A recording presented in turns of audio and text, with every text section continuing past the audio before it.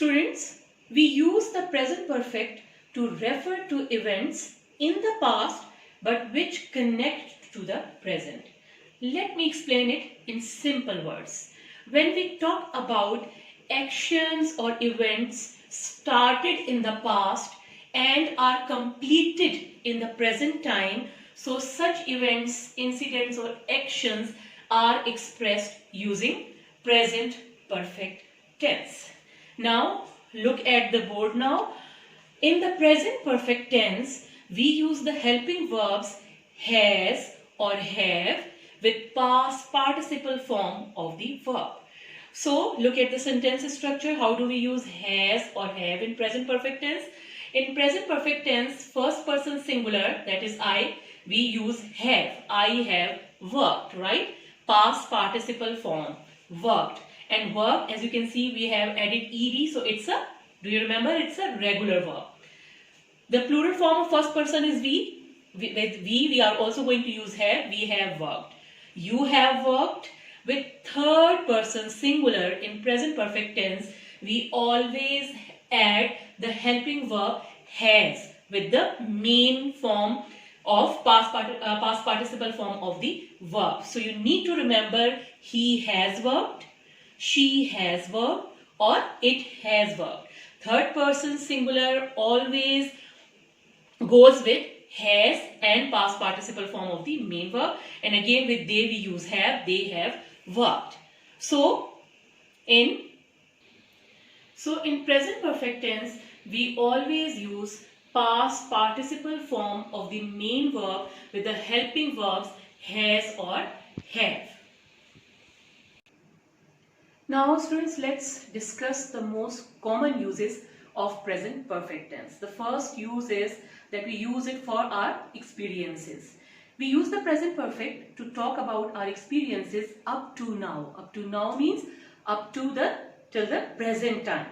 The time of the experiences is not important. So as we do not give a specific time, we often use general time expressions like ever, never, before, so far, up until now with this use of present perfect tense. Let me give you some examples. They have sold 20 burgers so far. So far, as we are using this time expression, the general time expression over here, so it means from some point in the past up until now, till the present times, they have sold 20 burgers. It means that they started selling the burgers some time ago in the past, and till now, till the present time, they have completed the action of selling 20 burgers. Next example, she has never said sorry for what she did. Again, look at this example. She did something wrong in the past, and still till the present time, she never felt sorry for that wrong deed. Next example, have you ever tried to write your name and address with your left hand? Now someone is asking you that have you ever experienced this thing, writing your name or address with your left hand? So they are asking you that till the present time, up until now, have you ever tried to experience this thing with your left hand? The next use of present perfect tense is that when we talk about the recent completed events. We use the present perfect to talk about finished events or a state in the very recent past. We often use words like just or recently for events taking place a very short time before now, right? Just a short time before the present. For example, the company has recently opened an office in the UK. It means that they started this thing some time ago in the past, and now they have opened up the office in the UK.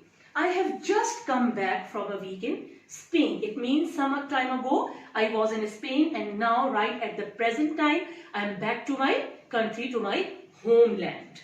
Now look at the next use, that is past events, right? Read it again. Yes, past events, present result. So we use the present perfect when a single past action has a connection with the present. For example, she has broken her arm in 2 places. What does it mean? That she fractured her hand, her arm some time ago in the past, but still, what is the condition? Still her arm is broken, right? Up until now, till the present time, still it is broken. Next example, your flowers have not arrived. What does it mean? That your flowers are not here, right? They were supposed to be here some time ago in the past, but still they are not here. So we use it to talk about an event which started in the past, but we had to gain the result in the present time. So when we talk about any action started in the past, and when we see the results on it has its connection with the present time, for such type of actions, events or incidents, we use present perfect tense. Now look at the sentence structure. For the positive sentences in present perfect tense, first comes the subject. Depending on the subject, we use the auxiliary has or have. Then comes past participle form of the verb, and then comes the object. For the negative sentences, first comes the subject. Then depending on the subject, we use the auxiliary or the helping verb has or have. As it is a negative sentence, then after has or have, we are going to add not. And after this, we will add the main verb and past participle form of the main verb, and then comes the object. For questions, first comes the auxiliary, has or have, and then comes the subject, then past participle form of the verb, and then comes the object.